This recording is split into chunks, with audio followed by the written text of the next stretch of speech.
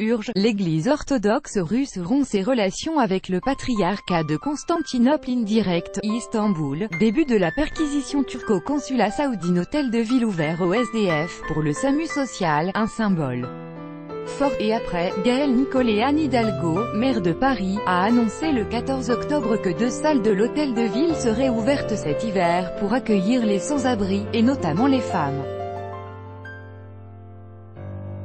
Une initiative louable, mais qui ne doit pas masquer les difficultés de logement et la nécessité d'accompagner, d'après Éric Plié, président du SAMU social. Les salons cossus de l'hôtel de ville de Paris seront bientôt transformés en hébergement d'urgence pour femmes sans abri. Dimanche 14 octobre, dans une interview accordée au JDD, la maire de Paris, Anne Hidalgo, a indiqué que les salons des tapisseries et des prévôts, qui représentent une surface de 750 m puissance 2, seront transformés d'ici fin novembre en accueil de jour, des repas seront servis et des soins prodigués ainsi qu'en halte de nuit, avec des lits, des dortoirs, des blocs sanitaires. Ce lieu d'hébergement sera réservé aux femmes en situation de grand froid, elles pourront être jusqu'à une centaine. Elles constituent en effet un public particulièrement fragile, les femmes SDF sont de plus en plus nombreuses, 12% des sans-abri, a souligné Anne Hidalgo. Et les agressions physiques sont monnaie courante, 90% des femmes SDF ont subi des violences, a ajouté Yann Brossat, adjoint à la maire de Paris, sur France Info. L'initiative en soi est un symbole fort, de dire qu'on ouvre l'hôtel de ville de la capitale aux sans-abri. Ce qui est le plus intéressant, c'est ce qui est ensuite. Notre constat au SAMU social, c'est qu'on a chaque année, 6 à 8 000 femmes qui appellent le 115 et seul un quart sera hébergé, estime Éric Plié, président du SAMU social.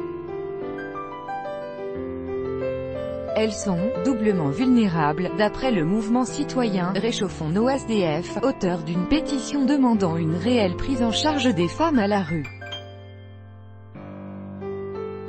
Un travail de sensibilisation qui a enfin payé. L'hiver dernier, Paris a lancé une vaste opération baptisée « Nuit de solidarité ».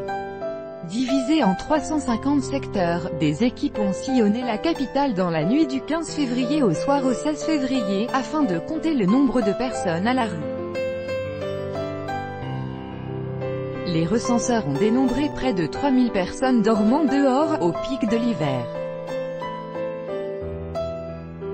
Un chiffre à partir duquel Paris articule sa politique d'hébergement, explique Madame Hidalgo. Nous avons décompté 3035 personnes sans solution d'hébergement, au moment où il fait le plus froid.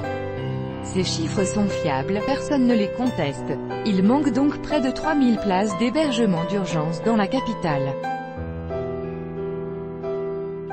Je me suis engagée à ce que la ville fasse la moitié du chemin, et en appelle à la responsabilité de l'État pour le reste des places. Le chiffre de 3000, c'est celui qu'on retient de la nuit de la solidarité, où on a identifié dehors 3000 personnes en plein cœur de l'hiver, sachant que pendant l'hiver, beaucoup de places supplémentaires sont mobilisées. Donc 3000, c'est le minimum, estime Monsieur Plié. La mairie de Paris entend montrer l'exemple, même si des mairies ont déjà mis en place des solutions d'hébergement en ouvrant des places dans leurs locaux. Les entreprises qui ont des locaux inoccupés sont également invitées à les mettre à disposition. Des abris de plus petite taille vont également voir le jour. L'idée est de transformer d'anciens kiosques ou d'installer de petits abris dans des retraits de rue. Ils seront gérés par des associations et implantés pour une durée limitée dans le temps.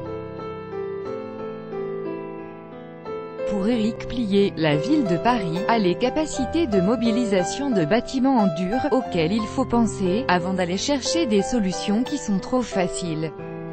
Vous installez une tente isotherme, demain vous aurez toujours des problèmes de sanitaire.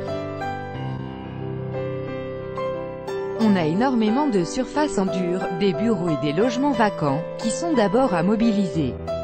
Je pense qu'on peut faire ici ou là des expériences avec des produits différents, pourquoi pas des kiosques. je suis quand même assez méfiant, parce que la vraie question, pour ces gens qui sont de grands exclus, c'est comment on les accompagne, comment on les ramène vers des structures de droit commun, et parfois ça passera par jouer la carte de la proximité. Le nombre de femmes à la rue augmente, le phénomène des sans-abri est un phénomène qui ressemble à notre société, poursuit Éric Plié. On a énormément de familles, de femmes isolées, là où il y a encore 30 ans on avait des hommes seuls. Aujourd'hui, des familles se retrouvent à vivre dans des hôtels plusieurs années, 12% des 35 000 personnes à l'hôtel y sont depuis plus de 5 ans, quasiment 4 000 personnes. Ça me semble aberrant.